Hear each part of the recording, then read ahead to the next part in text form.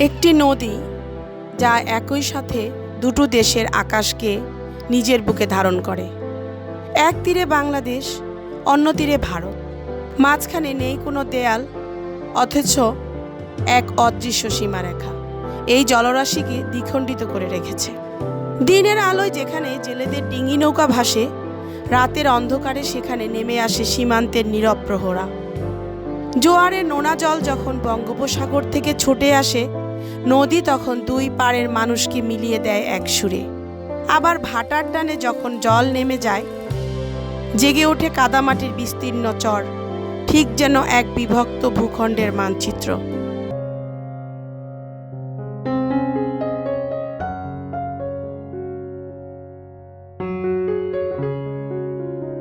এটি কেবল একটি নদী নয়, এটি একটি জীবন্ত সীমান্ত, ইতিহাস আর জোয়ার ভাটার ছন্দে লেখা এক অনন্তহীন কাব্য। আজ আমরা জানব ইছামতি নদীর জন্ম, ইতিহাস, অর্থনীতি, সুন্দরবনের সংযোগ এবং ভবিষ্যৎ সংগ্রামের গল্প।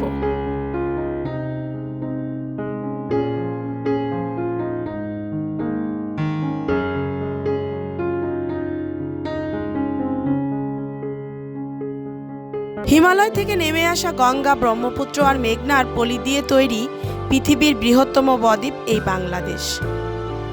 এই বাংলা আজ থেকে 1000 বছর আগে গঙ্গার মূল গতিপথ যখন পূর্ব দিকে সরতে শুরু করে, তখন দক্ষিণ বাংলায় জন্ম নেয় অসংখ্য শাখা নদী।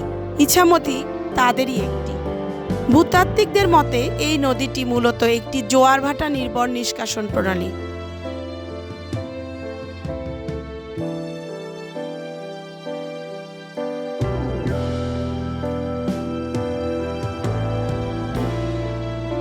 সমুদ্রের জোয়ার প্রতিদিন উজান থেকে আসা মৃদু স্রোতের সাথে যুদ্ধ করে এখানে পলি জমায়। এই পলি চাদরেই ঢাকা পড়েছে সাতক্ষীরার উর্বর সমভূমি।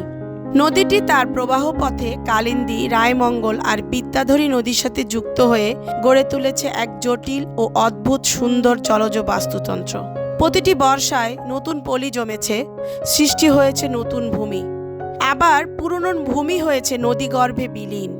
আজও ইছামতি একটি জোয়ার ভাটা নির্ভর নদী।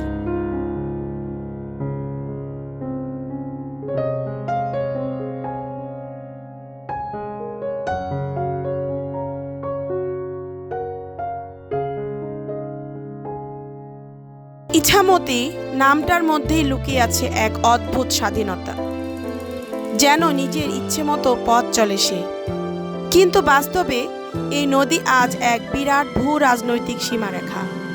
বাংলাদেশের দক্ষিণ পশ্চিমাঞ্চলের জীবননগর, বেনাপোল, সাতক্ষীরা জেলার দেভাটা, কালীগঞ্জ ও শ্যামনগর, অন্যদিকে ভারতের পশ্চিমবঙ্গের উত্তর 24 পরগনার মোবারকপুর, রানাঘাট, বসিরহাট, টাকি ও হাসনাবাদকে আলাদা করেছে এই জলধারা।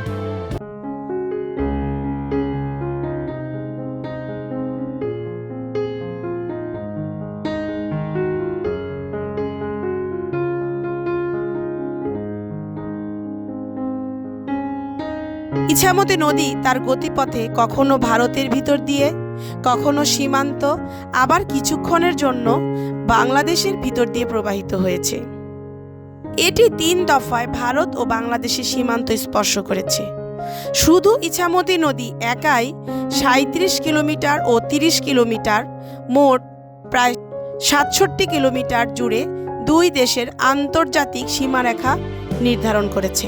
আবার কালিন্দী নদীর সাথে মিলিতভাবে ইছামতি কালিন্দী নদী ব্যবস্থা প্রায় 145 কিলোমিটার জুড়ে দুই দেশের আন্তর্জাতিক সীমারেখা গঠন করেছে।